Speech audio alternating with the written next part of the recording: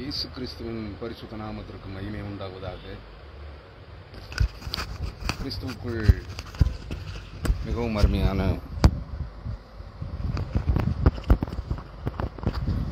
அன்பு சகோதர சகோதரிகளே,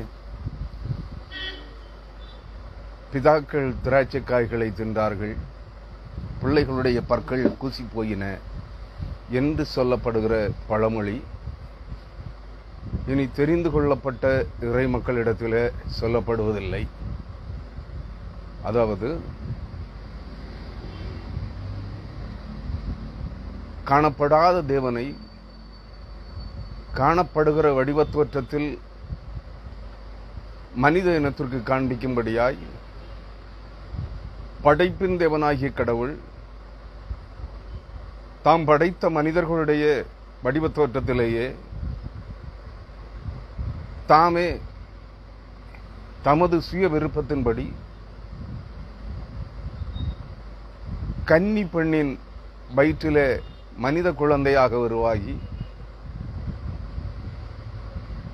பிறந்து 33 ஆண்டுகள் மனிதனாகவே வாழ்ந்து 30ஆம் வயதிலே யோர்தான் ஆற்றிலே ஞானஸ்நானம் பெற்று யோவான் அனுப்பப்பட்டிருந்தவனாகிய பரிசுத்த யோவான் ஸ்நாபகனாலே யோர்தான் ஆற்றிலே ஞானஸ்நானம் பெற்று கரையேறிய பொழுது வானம் திறக்கப்பட்டு வானத்திலிருந்து ஒரு சத்தம், தேவ சத்தம் உண்டாகி, இவர் என்னுடைய நேசகுமாரன், இவர் மேல் பிரியமாயிருக்கிறேன் என்று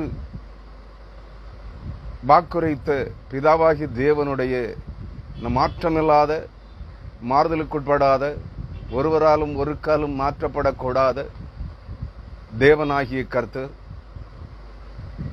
தாமே மனிதனாக பிறந்திருக்கிறார், வந்திருக்கிறார் என்பதை மனிதருக்கு உணர்த்தும்படியாக, அதிலும் தாம் தெரிந்து கொண்ட இறை மக்களுக்கு உணர்த்தும்படியாக இவர் என்னுடைய நேசகுமாரன் என்று சொல்லி, அந்த நேரத்தில் அவர் அந்த வார்த்தையை உச்சரிக்கிற போதே வானத்திலிருந்து புறாவின் வடிவத்தில் பரிசுத்த ஆவியாயிருக்கிற தேவன் புறாவின் வடிவத்தில் இறங்கி யோர்தான் ஆற்றிலிருந்து கரையேறின இயேசுவின் மேல் இறங்கி தங்கினார் என்று நாம் அறிகிறோம். அந்த நேரத்திலிருந்து இயேசுவாகிய மனிதகுமாரன், இம்மானுவேலாகிய தேவன் நம்மோடு இருக்கிறார் என்று அர்த்தம் கொள்ளும் இயேசு என்ற நாமம் உள்ள, என்ற பெயர் உள்ள இயேசு பரிசுத்த ஆவியானவர் புறாவின் வடிவத்தில் இறங்கி தங்கின போதே, அவரோடு இணைந்து தங்கியிருந்த போதிலிருந்து, அந்த நேரத்திலிருந்து அவர் இயேசு கிறிஸ்து தேவனுடைய குமாரன் என்று அறியப்படுகிறார். கிறிஸ்துவுக்குள் அன்பானவர்களே, அந்த 100க்கு 100 மனித குமாரனாயும் இம்மானுவேல் என்று தேவன் நம்மோடு இருக்கிறார் என்று அர்த்தம் கொள்ளும் இம்மானுவேல் என்ற பெயருக்குரியவராகிய இயேசு என்னும் கிறிஸ்து ஆகிய இயேசு கிறிஸ்து தான் மெய்யான தேவன் என்று யார் யார் அறிந்து விசுவாசிக்கிறார்களோ, அந்த இயேசு கிறிஸ்துவே தங்களை மீட்டு ரட்சிக்கும்படியாக தம்முடைய தூய இரத்தத்தை, ஜீவனின் ஆவியை கல்வாரி சிலுவையில சிந்தி மரிக்கும்போது ஜீவனை தம்முடைய பிதாவின் கையிலே ஒப்புக் கொடுத்து மரித்து அடக்கம் பண்ணப்பட்டு 3ஆம் நாளிலே உயிரோடு எழுந்தாரோ, தாம் பிதாவினிடத்திலே ஒப்படைத்த அந்த ஜீவனை மறுபடியும் பிதாவினிடத்திலிருந்தே, அதாவது மின்னலை போல இடிமுழக்கம், பூமி அதிர்ச்சி உண்டாகும்படியாய், பூமி அதிரும்படியாய் மின்னல் போல வானத்திலிருந்து இறங்கி இயேசுவின் சரீரம் அடக்கம் பண்ணப்பட்டிருந்த கல்லறையின் பெரும் பாறாங்கல்லை கல்லறையின் மூடியை புரட்டி தள்ளி அதன் மேல் அமர்ந்த அந்த மின்னல் போன்றிறங்கி வந்த கர்த்தருடைய தூதன் என்று அறியப்படுகின்ற பிதாவாகிய தேவனிடத்தில் இருந்து தாம் ஒப்புக் கொடுத்த ஆவியை திரும்பவும் பெற்றுக் கொண்டவராக தாம் மரித்த சரீரத்தோடு உயிரோடு எழுந்து 40 நாட்களாகவும் அநேகருக்கு காணப்பட்டு தாம் உயிரோடு இருக்கிறவராக காண்பித்து 40ஆம் நாளில் ஒலிவமலையின் மேலிருந்து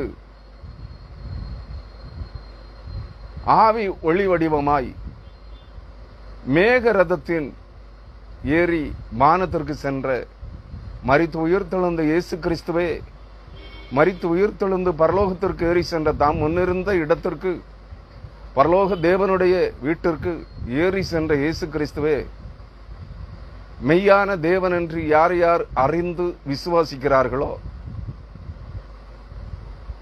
அவர்களிடத்தில், அவர்களுடைய சந்ததிகளிடத்தில்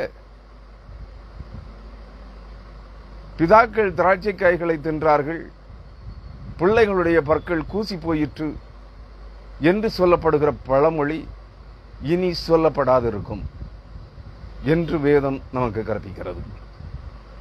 கிறிஸ்துவுக்குள் அருமையானவர்களே, இது ஒரு பழமொழி. யார் திராட்சை காய்களை பச்சையாக இருக்கிற திராட்சை காய்களை தின்கிறானோ அவனுடைய பற்கள் தான் கூசி போகும், நாம் அறிந்த உண்மை. ஆனால் இந்த பூமியின் ஜனங்கள் மத்தியில, அதிலும் தெரிந்து கொள்ளப்பட்ட இறைமக்களாகிய இஸ்ராயேல் ஜனங்கள் மத்தியில இந்த பழமொழியை அதிகமாக கூறி வருகிறார்கள், இப்பொழுதும் கூறி வருகிறார்கள். இப்பொழுதும் பிதாக்கள், இப்பொழுதும் கிறிஸ்தவர்கள் நடுவிலும் இந்த பேச்சு பரவலாக இருக்கிறது. பிதாக்கள் திராட்சை காய்களை தின்றார்கள், பிள்ளைகளுடைய பற்கள் கூசி போயிற்று. அதாவது தகப்பன் செய்த பாவம், தகப்பனுடைய தகப்பனுடைய முப்பாட்டன், பிதாக்கள் செய்த அக்கிரமம். பழைய ஏற்பாட்டிலே சொல்லப்படுகிற அந்த வார்த்தை தான். பிதாக்கள் செய்த அக்கிரமத்தை அவர்கள் பின்னடியார்களாகி அவர்கள் வழிமரபினரிடத்தில் பின்வழி சந்ததி மக்களிடத்தில் 3ஆம் 4ஆம் 7ஆம் தலைமுறை மட்டும் விசாரிக்கிறவராயிருக்கிறேன் என்று சொன்ன தேவனுடைய வார்த்தைகளை நினைவில் வைத்துக் கொண்டு இன்றளவும் கிறிஸ்தவர்களும் கிறிஸ்தவர் அல்லாதவரும் சொல்லிக் கொண்டிருக்கிறார்கள், பல தலைமுறைகளுக்கு முன்பு முன்னோர்கள் முற்பிதாக்கள் செய்த பாவம் அவருடைய பின்னடியார்களை 3ஆம் 4ஆம் 7ஆம் தலைமுறை மட்டும் பாட்டி வதைத்துக் கொண்டிருக்கிறது என்று சொல்கிறார்கள். அதை மாற்று சமய நண்பர்கள் சொல்லுகின்ற போது இதுதான் கர்ம வினை, முற்பிறவியில் செய்த பல தீய செயல்களின் பலன் இப்பிறவியில் திரும்ப வந்து சம்பவிக்கிறது என்று சொல்லுகிறார்கள். கிறிஸ்துவுக்குள் அருமையானவர்களே, இதை இன்னும் அறியாமையினாலே சிலர் சொல்லுகிறார்கள் செய்வினை பாவம். அந்த கர்ம பலன் என்பதற்கு, கர்ம வினை என்பதற்கு ஒரு புதிய சொல்லாக்கத்தை கொடுத்து இது அவரவருடைய செய்வினை பாவம் என்று சொல்லுகிறார்கள். கிறிஸ்துவுக்குள் அருமையானவர்களே, இந்த செய்வினைக்கு அர்த்தம் தெரியாத அநேக கிறிஸ்தவர்கள், அநேக இறை நம்பிக்கையாளர்கள் சொல்லுகிறார்கள் செய்வினை என்பது வேறு யாரோ தனக்கு வைத்துவிட்ட செய்வினை, மாந்திரீகம், துரோகம் என்று சொல்கிறார்கள். இல்லவே இல்லை. செய்வினை என்பது அவரவர் அந்தந்த பிறவியில் அவரவர் செய்த, பிறருக்கு செய்த தீய வினைகளின், தீய செயல்களின் வினை, தீய வினைகளின் பலன், பிரதிபலன் அவரவர் மடிகளிலே வந்து அளந்து கொட்டப்படுகிறது. இதைத்தான் ஒரு பழமொழி சொல்வார்கள், முற்பகல் செய்யின் பிற்பகல் விளையும். காலையில் செய்தால் மாலையில் அதனுடைய பிரதிபலன் கிடைக்கும். இளமையில் கஷ்டப்பட்டால் முதுமையில் சுகமாக வாழலாம் என்று சொல்லுவார்கள். எதை விதைத்தாயோ அதை அறுப்பாய் என்று சொல்லுவார்கள். காலையில் விதைத்தால் மாலையில் அறுப்பாய். 3 மாதங்களுக்கு முன் விதைத்தால் 3 மாதங்களுக்கு பின்பு அறுப்பாய். 6 மாதங்களுக்கு முன் விதைத்தால் 6 மாதங்களுக்கு பின் அறுப்பாய்.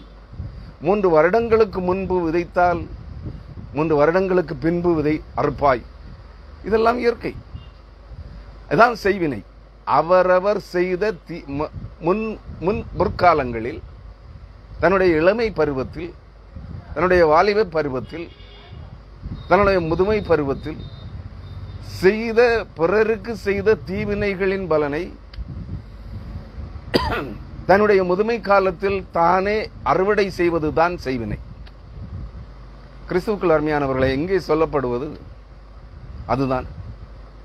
பிதாக்கள் திராட்சை காய்களை தின்றார்கள், பிள்ளைகளுடைய பற்கள் கூசி போயிற்று. பிதாக்கள் திராட்சை பழத்தை தின்றதினால் பிள்ளையின் பல் கூசி போக வேண்டும் என்று அர்த்தமில்லை. அல்லது பிள்ளை திராட்சை காயை தின்றதினால் தகப்பனுடைய பற்கள் அல்லது தாயினுடைய பற்கள் கூசி போக வேண்டும் என்று அர்த்தமில்லை. நிச்சயமாக அது அர்த்தமாகாது. இங்கே சொல்லப்படுகிற பழமொழி இது அறியாமையினால் சொல்லப்படுகிறது என்று தேவன் சொல்கிறார். இந்த வேத வசனம் எசேக்கியேல் தீர்க்கதரிசியின் புஸ்தகம் 18ஆம் அதிகாரம் 2ஆம் வசனம் சொல்கிறது, பிதாக்கள் திராட்சை காய்களை தின்றார்கள், பிள்ளைகளின் பற்கள் கூசி போயின என்னும் பழமொழியை நீங்கள் இஸ்ரவேல் தேசத்தை குறித்து சொல்லுகிறது என்ன? ஒரு ஜனக்கூட்டத்தை குறித்து சொல்லுகிறார்கள். அதாவது தெரிந்து கொள்ளப்பட்ட இறைமக்களாகிய இஸ்ராயேலர்களை குறித்து சொல்கிறார்கள். இன்னும் அதை வெளிப்படையாக சொல்ல போனால், கர்த்தரை அறிந்து கொண்டோம், நாங்கள் ஜீவனுள்ள தேவனை ஆராதிக்கிறோம் என்று சொல்லிக் கொண்டிருக்கிற, உண்மையாகவே கர்த்தரை அறிய வேண்டிய பிரகாரம் அறியாமல் இருக்கிற, அந்நிய ஆவிகளை தொழுது சேவித்துக் கொண்டிருக்கிற இந்த பக்தி வேட கிறிஸ்தவர்களாகிய கள்ள கிறிஸ்தவர்களின் கூட்டத்தை பார்த்தும் சொல்லுகிறார்கள். கள்ள கிறிஸ்தவர்களின் கூட்டத்தாரும் சொல்லுகிறார்கள், தலைமுறை பாவங்கள் என்று. தலைமுறை பாவங்கள் உன்னை பிடித்திருக்கிறது என்று சொல்லுகிறார்கள். அவர்கள் சொல்லுகிற வார்த்தைக்குள்ள பொருள் இதுதான். ஏதோ காலத்தில் தகப்பன் செய்த பாவம் பிள்ளையை வந்து சேர்ந்திருக்கிறது என்று சொல்லுகிறார்கள். இதை நீங்கள் புரிந்து கொள்ள வேண்டும். தகப்பன் திராட்சை காயை அல்லது புளியங்காயை சாப்பிட்டால் தகப்பனுடைய பல் தான் கூசும்.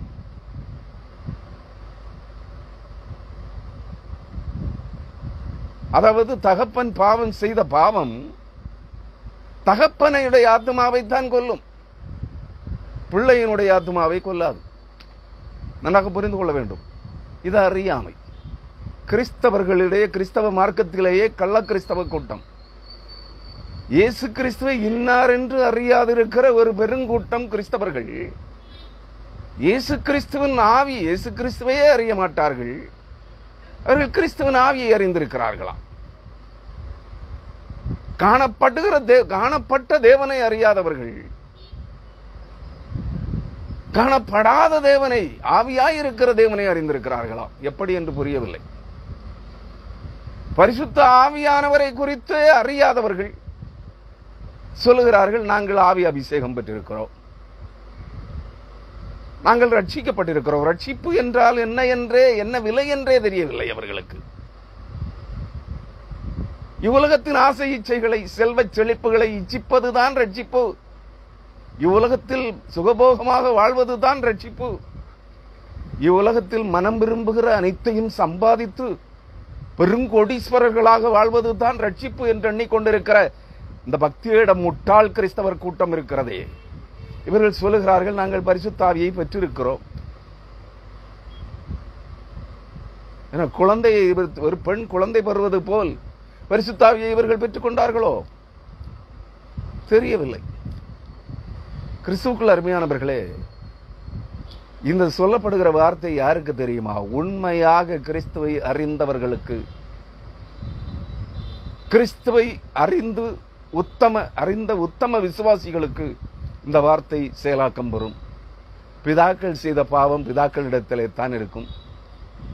பிதாக்கள் செய்த பாவத்தினால் பிதாக்களுடைய ஆத்மா தான் சாகும், பிள்ளையினுடைய ஆத்மா சாகாது. இதுதான் அதனுடைய பொருள். இனி இஸ்ரவேலிலே இந்த பழமொழியை சொல்வது இல்லை என்பதை என் ஜீவனை கொண்டு சொல்லுகிறேன் என்று கர்த்தராகிய ஆண்டவர் அழைக்கிறார். இனி தெரிந்து கொள்ளப்பட்ட இறைமக்களிலே ஆண்டவராகிய இயேசு கிறிஸ்துவே மெய்யான தேவன் என்று அறிந்து விசுவாசிக்கிற உண்மையான உத்தம கிறிஸ்தவர்களிடத்திலே இனி இந்த பழமொழி சொல்லப்படுவதில்லை. பிதாக்கள் செய்த பாவம் பிள்ளைகளிடத்திலே விசாரிக்கப்படுகிறது.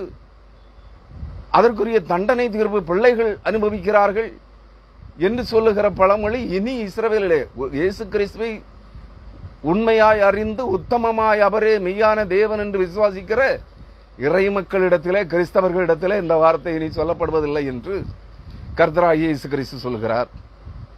4ஆம் வசனம், இதோ எல்லா ஆத்துமாக்களும் என்னுடையவைகள். தகப்பனின் ஆத்துமா எப்படியோ அப்படியே மகனின் ஆத்துமாவும் என்னுடையது. பாவம் செய்கிற ஆத்துமாவே சாகும். நன்றாக புரிந்து கொள்ளுங்கள். இவர்கள் சொல்லுகிற பழமொழியின்படி பிதாக்கள், அதாவது தகப்பன்மார், தாத்தாமார், முப்பாட்டன்மார், பாட்டன்மார், பாட்டிமார், பெரும்பாட்டன்மார் செய்த பாவத்தின் தண்டனை தீர்ப்பு பிள்ளைகளிடத்திலே பேர பிள்ளைகளிடத்திலே வந்து இறங்குகிறது என்றால்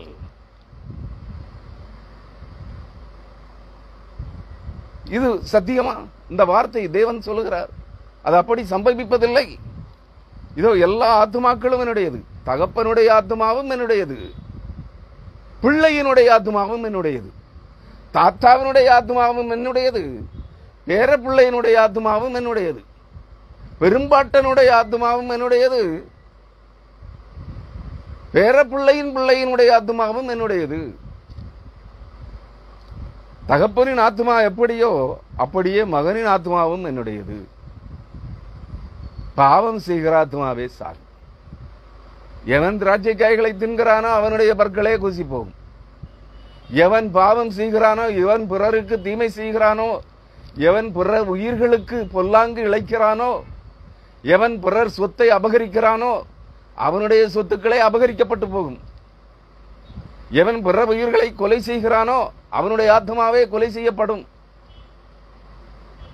கத்தி எடுத்தவன் கத்தியால் சாவான். இயேசு கிறிஸ்து அதைத்தான் சொல்லுவார்.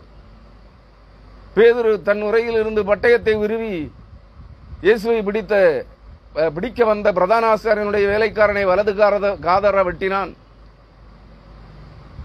அப்பொழுது இயேசு கிறிஸ்து பேதுருவிடத்திலே சொன்னார், உன் பட்டயத்தை திரும்ப உரையிலே போடு. பட்டயம் எடுக்கிறவன் பட்டயத்தினால் சாக வேண்டும். ஆமாங்க, அதான் விதி.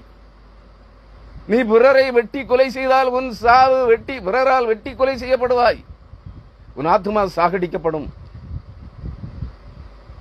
கிறிஸ்துவுக்குள் அருமையானவர்களே, இங்கே சொல்லுவார், ஒருவன் நீதிமானாய் இருந்து நியாயத்தையும் நீதியையும் செய்தால் அவனுடைய நீதி அவன் மேல் தான் இருக்கும். அவனுடைய நீதி அவன் மேல் தான் இருக்கும். ஒருவன் வட்டிக்கு கொடுத்து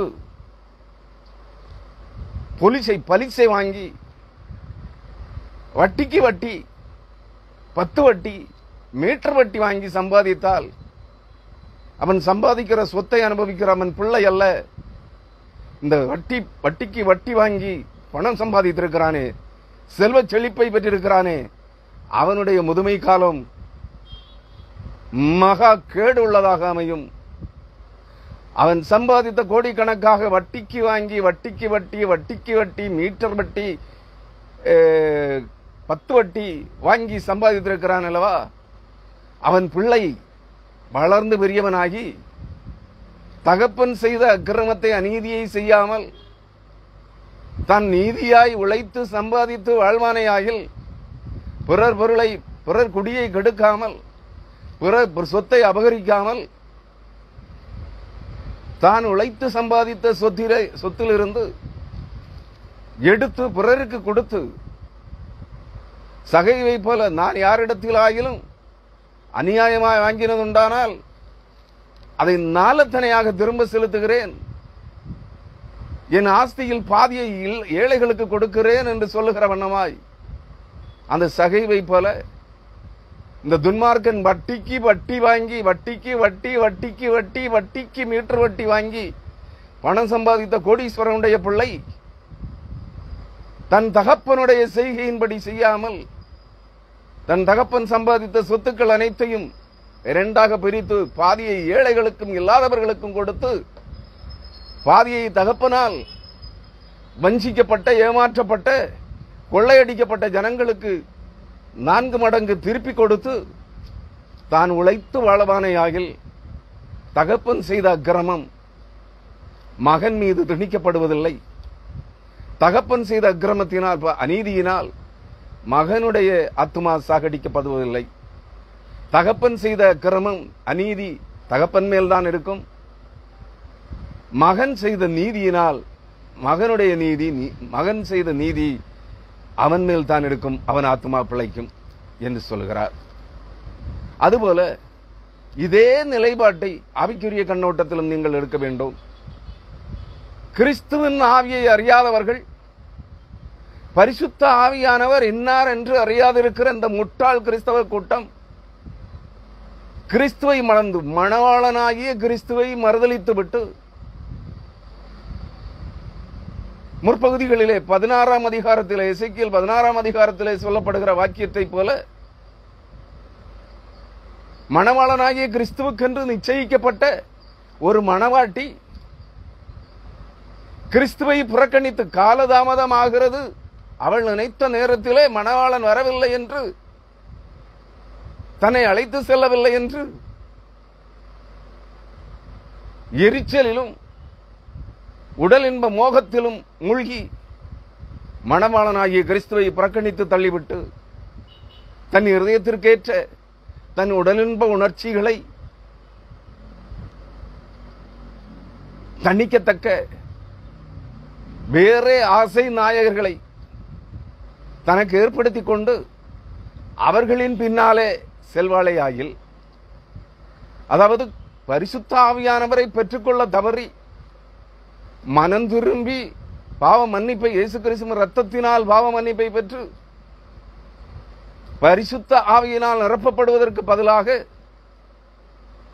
மனம் திரும்ப மனமின்றி, தன் பாவ இச்சைகளை விட்டு விலக மனமின்றி, தன் அநீதியான உலக சம்பத்துக்களை விட்டு விலக மனமின்றி, உலக சம்பாத்தியங்களுக்காக தன் உடலின்ப காம இச்சைகளை தணித்துக் கொள்ளும்படியாக அந்நிய ஆவிகளை, தான் அறிந்திராத அசுத்தமும் அந்நியமுமான பிற ஆவிகளை, உலகத்தின் ஆவிகளை, மரித்த மனிதர்களின் ஆவிகளை, செத்த தேவர்களின் ஆவிகளை, மாண்ட மிருகங்களின் ஆவிகளை, செத்த ராட்சதர்களின் ஆவிகளை உள்வாங்கிக் கொண்டு அவைகளுக்கு காணிக்கை கொடுக்கிறார்களே, இவர்கள் ஆவிக்குரிய வேசி பிள்ளைகள். இந்த ஆவிக்குரிய வேசி பிள்ளைகளும் மணவாளனாகிய கிறிஸ்துவை, அதாவது பரிசுத்த ஆவியானவரை புறக்கணித்து தள்ளிவிட்டு தங்கள் மனவிருப்பம் போல வாழ்வதற்காக அந்நிய அசுத்தாவிகளை தங்கள் மணவாளர்களாக, தங்கள் ஆசை நாயகர்களாக கொள்ளுகிறபடியினால் அந்த உலகத்தின் ஆசை நாயகர்களாகிய அந்நிய ஆவிகளை, அசுத்தாவிகளை பெற்றுக்கொள்வதற்காக அவைகளை விற்பனை செய்கிற, இயேசு கிறிஸ்துவின் நாமத்தை சொல்லி அவைகளை விற்று பணம் சம்பாதிக்கிற வியாபாரிகளாய் போன கள்ள தீர்க்க தரிசன குறி சொல்லுகிற கள்ள தீர்க்க தரிசிகளை பின்பற்றி அவர்களுக்கு காணிக்கை கொடுக்கிறவர்களாய் மாறி அவர்களை பின்பற்றுகிறவர்களால், அதாவது எல்லா வேசிகளும் வேசி பணயம் வாங்கிக் கொள்வார்கள். வேசித்தனத்திற்கு தன் உடலை விற்பதற்கு கூலி பெற்றுக் கொள்வார்கள். ஆனால் ஆவிக்குரிய வேசிகளோ விபச்சாரிகளோ தாங்களே தங்களிடத்தில் அந்நிய ஆவிகளை கொண்ட துஷ்ட மனிதர்கள், கள்ள தீர்க்கதரிசிகள், கள்ள போதகர்கள், கள்ள அப்போஸ்தலர்கள், கள்ள ஊழியக்காரர்கள் தங்கள் மனதின் விருப்பங்களை நிறைவேற்றி தருவதற்காக, தாங்கள் விரும்புகிற கள்ள தீர்க்க தரிசனங்களை சொல்வதற்காக இவர்கள் அவர்களுக்கு பேசி பணயம் கொடுக்கிறார்கள். அவர்களுக்கு காணிக்கை கைக்கூலியாக தங்கள் ஆவிக்குரிய வேசித்தனத்திற்கு கூலி கொடுக்கிறார்கள்.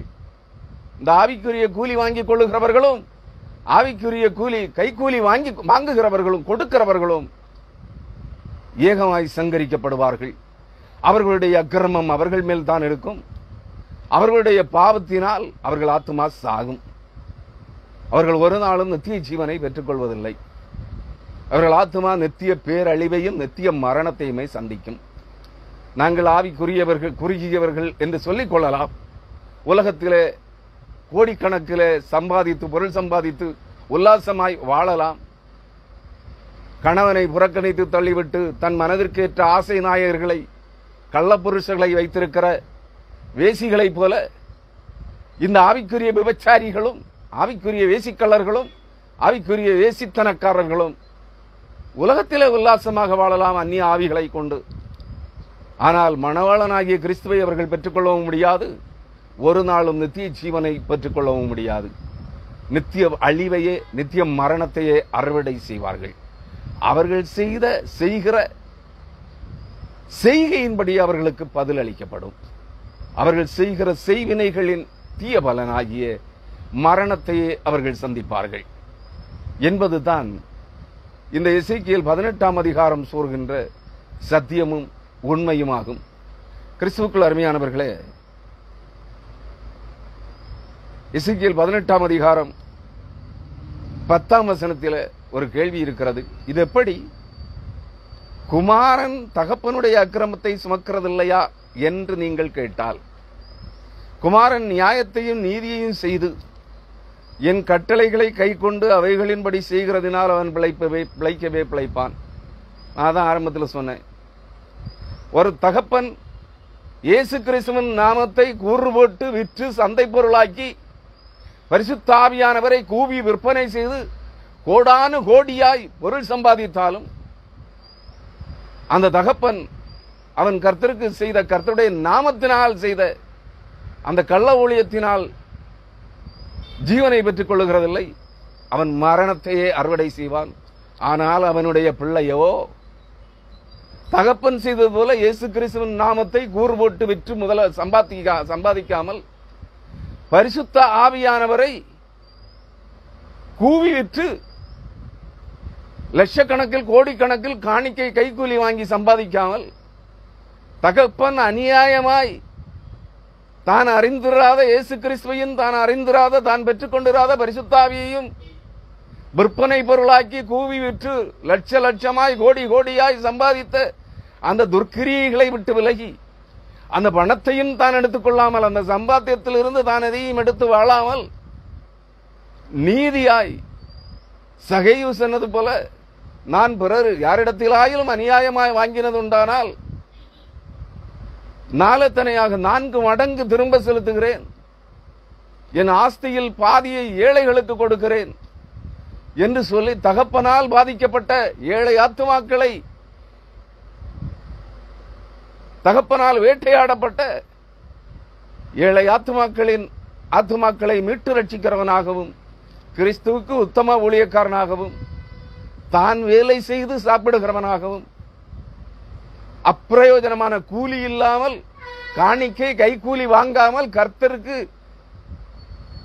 ஊழியம் செய்கிறவனாகவும் இருந்தால் அந்த மகனுடைய ஆத்துமா பிழைக்கும். அந்த மகனுடைய ஆத்துமா சாவதில்லை. தகப்பன் செய்த பாவம் தகப்பன் மேல்தான் இருக்கும். பிள்ளைகள் குமாரன் தகப்பனுடைய அக்கிரமத்தை சுமக்கிறதில்லையா என்று நீங்கள் கேட்டால், குமாரன் நியாயத்தையும் நீதியையும் செய்து என் கட்டளைகளை கை கொண்டு அவைகளின்படி செய்ததினால் அவன் பிழைக்கவே பிழைப்பான், அவன் சாவதில்லை. புரிஞ்சிருக்கும்னு நினைக்கிறேன். கிறிஸ்துவுக்குள் அருமையானவர்களே, 20ஆம் வசனம், பாவம் செய்கிற ஆத்துமாவே சாகும்.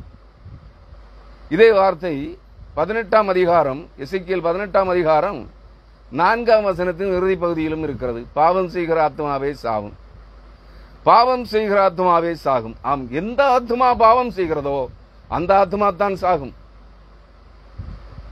தேவன் காயின் இடத்திலே சொன்னார், காயின் ஆவேலை கொண்டு போட்ட போது காயின் காட்டு மிருகமாகிய வலுசர்ப்பத்தின் பிள்ளை, ஆவேல் ஆதாமின் பிள்ளை. காட்டு மிருகமாகிய வலுசர்ப்பத்திற்கும் ஏவாளுக்கும் பிறந்த பிள்ளையாகிய காயின் பொறாமையினால் தன் சகோதரனாகிய ஆவேலை கொலை செய்தான். அப்பொழுது அவனை கேட்ட தேவனாகிய கர்த்தரிடத்தில்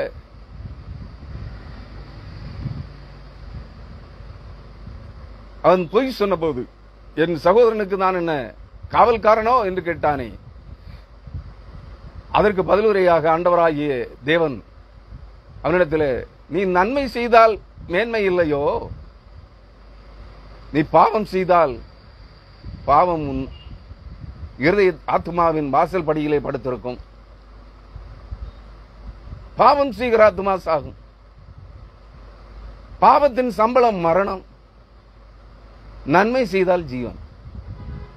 உன் வாழ்நாள் காலத்தில் இயேசு கிறிஸ்துவின் நாமத்தினால் நீ அறிந்தவர்களுக்கும் அறியாதவர்களுக்கும் பிறருக்கும் நன்மை செய்வாயானால் நீ நித்திய ஜீவனை பெறுவாய். நீ இயேசு கிறிஸ்துவின் நாமத்தினால் தெரிந்து கொள்ளப்பட்ட இறைமக்களையும், ஜீவனுக்கென்று தெரிந்து கொள்ளப்பட்ட இறைமக்களையும் பணம் சம்பாதிப்பதற்காக, செல்வ செழிப்புக்காக பொய்களை கூறி அந்நிய ஆவிகளை கொண்டு ஏழை ஆத்துமாக்களை வேட்டையாடி பணம் சம்பாதிப்பாய் என்றால், நீ செய்கிற தீவினையின் நிமித்தம் உன் ஆத்மா சாகவே சாகும் என்று சொல்கிறார். பாவம் செய்கிற ஆத்மாவே சாகும். பாவம் செய்கிற ஆத்மாவே சாகும். குமாரன் தகப்பனுடைய அக்கிரமத்தை சுமப்பதும் இல்லை, தகப்பன் குமாரனுடைய அக்கிரமத்தை சுமப்பதும் இல்லை. எப்படி புரியுதா? தகப்பன் தகப்பனுடைய அக்கிரமத்தை குமாரன் சுமப்பதும் இல்லை, மகன் சுமப்பதும் இல்லை. மகனுடைய அக்கிரமத்தை தகப்பன் சுமப்பதும் இல்லை. இதற்கு ஒரு உவமையை பழைய ஏற்பாட்டில் இருந்து சொல்லுகிறேன். ஏலி என்கிற பிரதான ஆசாரியனுடைய 2 ஆண்மக்கள் ஒபினியும் பினகாசும் துஷ்டர்களாய், துன்மார்க்கர்களாய், வேசி மக்களாய் இருந்தார்கள். பாகாலுடைய பிள்ளைகளாய், பேலியாளின் மக்களாய் இருந்தார்கள். அதான் வேசி மக்களாய் இருந்தார்கள். அவர்கள் தேவாலயத்திலே, தகப்பன் பிரதான ஆசாரியன் கர்த்தருக்கு பலி செலுத்துகிறவன், ஜனங்களுக்காக தேவ சமூகத்திலே விண்ணப்பம் செய்கிறவன். ஆனால் அவனுடைய பிள்ளைகள் ஆசாரியர்கள் தான். இன்றைய ஆசாரியர்களை, இன்றைய போதகர்களை, இன்றைய தீர்க்கதரிசிகளை, இன்றைய கள்ள தீர்க்கதரிசிகளை போன்றவர்கள் தேவாலயத்திலே காணிக்கை பலி செலுத்த வருகிற பெண்களோடு தேவாலயத்திலேயே விபச்சாரம் செய்தார்கள். தேவாலயத்திலே கர்த்தருக்கு செலுத்தப்படுகிற காணிக்கைகளில் முதற் பலனானவற்றை பலி செலுத்துவதற்கு முன்பே அவைகளை திருடி கொள்ளையடித்தார்கள். இந்த அக்கிரமக்காரர்களாகிய ஓபினியும் பிரகாசமாகிய ஆசாரியர்களான ஏலியின் குமாரர்கள் செய்த அக்கிரமங்களை ஏலி கடிந்து கொள்ளவில்லை, அவர்களை தண்டிக்கவில்லை, அவர்களை சீர்படுத்தவில்லை. ஆகவே பெலிஸ்தியருக்கும் இஸ்ரவேலருக்கும் யுத்தம் நடந்தபோது தேவனுடைய கட்டளையை, தேவனுடைய அனுமதியின்றி பிரதான ஆசாரியனிடத்தில் கேட்காமலே இந்த பிரதான ஆசாரியனாகிய ஏலியினுடைய 2 குமாரர்களாகிய துன்மார்க்கர்களும், துஷ்டர்களும், வேசி பிள்ளைகளும், பேலியாளின் மக்களுமாயிருந்த அந்த ஓபினியும் பிரகாசும் தேவனுடைய உடன்படிக்கை பெட்டியை, தேவனுடைய மகிமை விளங்கும் உடன்படிக்கை பெட்டியை தூக்கி கொண்டு யுத்த களத்திற்கு சென்றார்கள். அங்கே யுத்த களத்திலே தேவனுடைய உடன்படிக்கை, மகிமை விளங்கும் தேவனுடைய உடன்படிக்கை பெட்டி, அந்த கிருபாசன பெட்டி பெலிஸ்தியர்களாலே பிடிக்கப்பட்டது. பெலிஸ்தியர்களுடைய தேவனாகிய தாகோனின் கோவிலிலே, தாகோனின் சிலைக்கு அடியிலே கொண்டு வைக்கப்பட்டது. சிலைக்கு முன்பாக தேவனுடைய மகிமை இஸ்ரவேலை விட்டு போயிற்று. ஓபினியும் பிரகாசும் தேவாலயத்திலும் தேவ ஜனங்களிடத்திலும் தேவனுடைய மகிமை விளங்கும் உடன்படிக்கை பெட்டியை தொட்டதினாலும், அதை சிறைக்கு கொண்டு சென்றதாலும், சிறைபிடிக்கப்படும்படி யுத்தக்களத்திற்கு கொண்டு சென்றதினாலும் ஓபினியும் பிரகாசும் பிடிக்கப்பட்டார்கள், யுத்த களத்திலே கொல்லப்பட்டார்கள். இந்த செய்தியை கேள்விப்பட்ட ஏலி சீலோவில் இருந்த தேவாலயத்தின் வாசலிலே ஆசனத்திலே அந்த நாற்காலியிலே உட்கார்ந்திருந்த வண்ணமாய் இந்த செய்தியை கேட்டபோது தேவனுடைய உடன்படிக்கை பெட்டி பிடிபட்டு போயிற்று, ஓபினியும் பிரகாசும் கொல்லப்பட்டார்கள் என்ற செய்தி கேட்டபோது பிள்ளைகளுடைய அக்கிரமத்தை கண்டிக்காமல் போன ஏலி பிள்ளைகளுடைய மகன்களுடைய அக்கிரமத்தின் மிகுதியினால் மல்லாக்க விழுந்து பின்புறமாக மல்லாக்க விழுந்து பிடரி முறிந்து கழுத்தெலும்பு முறிந்து செத்து போனான் என்று பார்க்கிறோம். பிள்ளைகள் செய்த அக்கிரமத்தை பிதாக்கள் அனுபவித்தார்கள். கிறிஸ்துவுக்குள் அருமையானவர்களே, நீங்கள் ஒன்றை நினைவில் வைத்துக் கொள்ளுங்கள். பிதாக்களும் பிள்ளைகளும் குடும்பமாக சேர்ந்து, பெற்றோர்களும் பிள்ளைகளும் குடும்பமாக சேர்ந்து இயேசு கிறிஸ்துவின் நாமத்தை கூறு போட்டு விற்று தாங்கள் அறிந்திராத பரிசுத்த ஆவியின் நாமத்தை, பரிசுத்த ஆவியானவரை தாங்கள் அறிந்திருக்கிற, தாங்கள் பெற்றிருக்கிற, தங்களிலே நிரம்பி இருக்கிற அசுத்த அந்நிய ஆவிகளால், பிசாசுகளின் ஆவிகளால் கூறு போட்டு விற்று ஏழை ஆத்துமாக்களை வேட்டையாடி நரகத்தின் குழிக்கு இழுத்து செல்வார்களே ஆயில், குடும்பத்தோடு பிள்ளைகளும் பெற்றோர்களும் பிள்ளைகளும் அவர்களுடைய பிள்ளைகளும் அவர்கள் செய்கிற பாவத்தின், குடும்பமாய் செய்கிற பாவத்தின் சம்பளமாகிய நித்திய மரணத்தையே அறுவடை செய்வார்கள் என்பதிலே சந்தேகமில்லை. மறந்து விடாதீர்கள். நீ ஊழியக்காரனாக இருக்கலாம், நீ ஊழியக்காரியாக இருக்கலாம், பாவியே, நீ பரிசுத்தவாட்டியும் இல்லை, நீ பரிசுத்தவானும் இல்லை, நீ இயேசு கிறிஸ்துவின் ரத்தத்தால் கழுவப்படவும் இல்லை, இயேசு கிறிஸ்துவின் தூயாவியால் நிரப்பப்படவும் இல்லை, நீ மறுபடி பிறக்கவும் இல்லை. ஆனால் சொல்லுகிறாய், அசுத்தா, நீ அறிந்திராத அந்நிய அசுத்தாவிகளால் நிறைந்து நீ தீர்க்க தரிசனம் உளறிக்கொண்டே, கூலிக்கு குறி சொல்லிக் கொண்டே ஏழை ஆத்துமாக்களை வேட்டையாடி நரகத்தின் பிள்ளைகளாய் விற்று பணம் சம்பாதித்துக் கொண்டிருக்கிறாயே, அதை குடும்பமாய் அனுபவித்து உல்லாச வாழ்க்கை வாழ்கிறாயே, உன் குடும்பத்தோடு நீயும் உன் மக்களும் உன் பேர பிள்ளைகளும் நாசமடைவீர்கள். நித்திய மரணத்தை அறுவடை செய்கிறீர்கள். மறந்து விடாதீர்கள். தேவனுக்கு உத்தமமாய் ஊழியம் செய்ய பழகுங்கள். தப்பிதங்களை விட்டு விலகி மனம் திரும்பி அந்த பழைய பாவங்களை செய்யாதபடி, செய்த பாவத்தின் கூலியாய் சம்பாதித்தீர்களே அந்த கோடிக்கணக்கான பணத்தையும் சம்பாத்தியத்தையும் சகைவை போல நான் யாரிடத்திலாயிலும் மனம் திரும்புங்கள், நான் யாரிடத்திலாயிலும் அநியாயமாய் வாங்கினதுண்டானால் அதை 4 மடங்காக திரும்ப செலுத்துகிறேன், என் ஆஸ்தியில் பாதியை ஏழைகளுக்கு கொடுக்கிறேன் என்று கொடுத்துவிட்டு ஒன்றும் கைக்கூலியோ காணிக்கையோ சம்பளமா வாங்காமல் கர்த்தருக்கு ஊழியம் செய்ய தொடங்குங்கள். அப்பொழுது நீங்களும் உங்கள் பிள்ளைகளும் பிள்ளைகளின் பிள்ளைகளும் விருத்தியடையும் நித்திய ஜீவனை பெறுவீர்கள். உங்கள் பாவம் செய்கிற ஆத்மா சாகும். நீங்கள் மனம் திரும்பி பிழைக்கிறதுனாலே, மனம் திரும்புகிறதுனாலே நித்திய மரணத்தின் பிடியில் இருந்து தப்புவிக்கப்பட்டு பிழைப்பீர்கள், நித்திய ஜீவனை பெறுவீர்கள் என்பதை உங்களுக்கு கூறிக்கொள்கிறேன். பாவம் செய்கிற ஆத்மாவே சாகும். குமாரன் தகப்பனுடைய அக்கிரமத்தை சுமப்பதும் இல்லை, தகப்பன் குமாரனுடைய அக்கிரமத்தை சுமப்பதும் இல்லை. நீதிமானுடைய நீதி அவன் மேல்தான் இருக்கும். ஒரு நீதிமானாய் வாழுகிற ஒருவனுடைய பிள்ளை அநியாயக்காரனாயிருந்தால், நீதிமானாகிய தகப்பனுடைய நீதி அநியாயக்காரனாகிய அக்கிரமக்காரனாகிய வேசி பிள்ளையாயிருக்கிற மகனை தப்புவிக்காது.